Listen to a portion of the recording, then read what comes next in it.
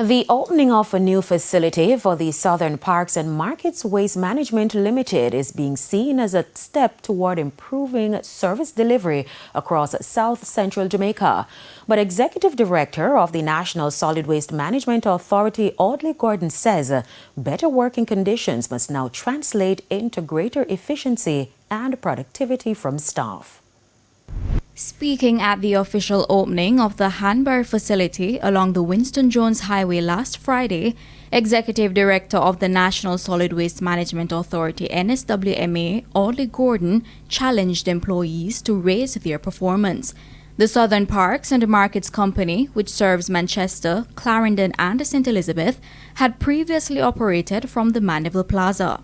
That we are 75% there in terms of improvement of the workspace that the staff come to each day and spend most of their waking moments. Now, having done that, we can't just say thanks for the office, Mr. Smith, and that's it. As your leader, I have to challenge you to do justice to the investment made in you, the faith reposed in you by the taxpayer of the country. Regional Operations Manager Sheldon Smith says that location was not ideal for maximum output and is now urging team members to work collectively to boost results. We were in an office that wasn't comfortable at all. And I remember the day he came here, Mr. Gordon was walking through the building and he stepped in and he looked left and he looked right and he said, listen, close the deal, close the deal. You have to move and this is a good space. And that decision from then, we have been working on it. And you have seen where we are today. The new facility is expected to support some 500 staff members, enhancing operations in the region. Meanwhile, Custos of Manchester Garfield Green, who officially opened the building, is calling for greater respect for sanitation workers, citing the difficult conditions under which they operate. He also had a message for commercial waste producers. Some of the communal skips all the way from up Bryce coming down, Royal Flat. I've seen improvements at Royal Flat. I've seen improvements. But these communal skips have to be more tidy. And not because it's garbage or disposing of. Don't just fling it and say somebody go and pick it up for me. No. Respect the guys who are doing it and treat their work with some amount of dignity and respect. They do deserve it. The NSWMA says the investment represents its commitment to improving both staff welfare and waste management services across the island. Aliyah Bryant, TVJ News. Dozens of clergymen, justices of the peace, community volunteers and police have been trained to provide psychosocial help to victims of natural disaster. The help was provided through a partnership with local and international entities and comes at a time as many victims of Hurricane Melissa continue to require mental support. Details in this report. The 2026 Atlantic hurricane season has started, but for many Jamaicans, the 2025 season never really ended. Their communities and homes are still in need of repairs and rebuilding. Local and international partners recognized the trauma and moved into some of the most affected communities. I'm excited to be a part of the formal launch of this important initiative to kick off 67 community-based activities over 90 days, focused on strengthening safety and security in our communities, hardening our homes and businesses against the ravages of hurricanes and natural disasters, and building bridges between citizens and law enforcement. So as you may have heard, each one of these 67 projects is meant as a commemoration of the 67 lives lost to Hurricane Melissa last year. And as we move into this year's hurricane season, these next 90 days serve not only as a commemoration, but a commitment to Jamaicans who are still suffering from the aftermath of the storm. A big part of their intervention was mental help. Many victims are still under strain and stress and need help. We've also provided training to assist with equipping many participants with psychosocial tools to support individuals and communities in their daily interactions.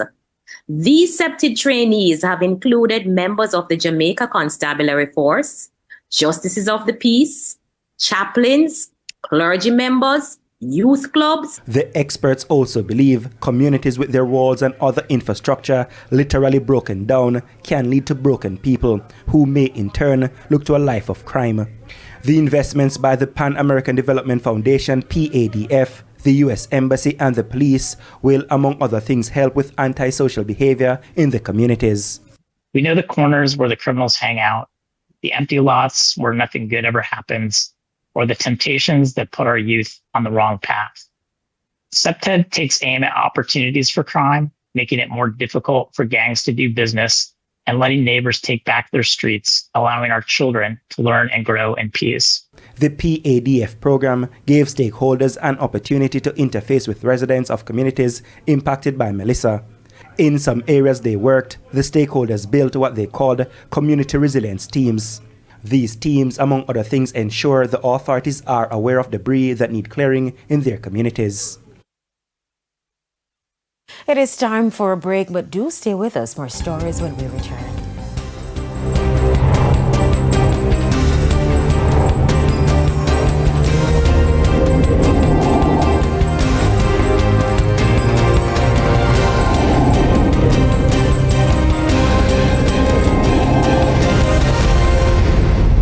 Welcome back to the Midday News. It is now time for the Business Minute. Audley has reported stronger first quarter earnings driven by growth in its asset management, leasing and investment businesses. The company posted net profit of $298 million for the 3 months ended March 31, 2026, an increase of 21% over the corresponding period last year. Gross investment income increased by 16% to $464 million compared with the corresponding period last year. The company manages a diversified proprietary investment portfolio valued at approximately $22.5 billion with exposure to real estate, infrastructure, mezzanine credit, and asset management. Further afield, Bitcoin is in a severe slump, losing half its value since hitting a record last fall. It's now dropped to just above $60,000, down from a peak of $126,000. That erased more than $1.2 trillion in market cap in 8 months. Analysts say enthusiasm around AI may be replacing the crypto hype. And that's it for the Business Minute. I'm Antonia Atkinson. Thank you, Antonia. Time now for the top stories from around the world. In the region, the Guyana government is warning health officials that failure to use a new centralized medical supply system could cost them their jobs. President Irfan Ali says the platform will become the sole system for managing pharmaceuticals and medical supplies nationwide on July 1st. Under the new rules, regions will no longer be able to independently purchase emergency drugs without approval. Ali says the system is designed to improve oversight, reduce waste, and ensure better access to medical supplies across the country. And on the international scene, President Donald Trump has formally nominated Todd Blanche to serve as Attorney General. The nomination was sent to the Senate on Monday, setting the stage for the confirmation process to begin. Blanche will need a simple majority vote in the Senate to secure the post. He has been serving as acting Attorney General for the past 2 months following the dismissal of Pam Bondi. Before taking on the interim role, Blanche was best known as President Trump's personal attorney. And those were the top regional and international stories. I'm Aaliyah Bryant. Thank you, Alia. We now head to our final break. When we come back, we'll have your Midday Sports Report.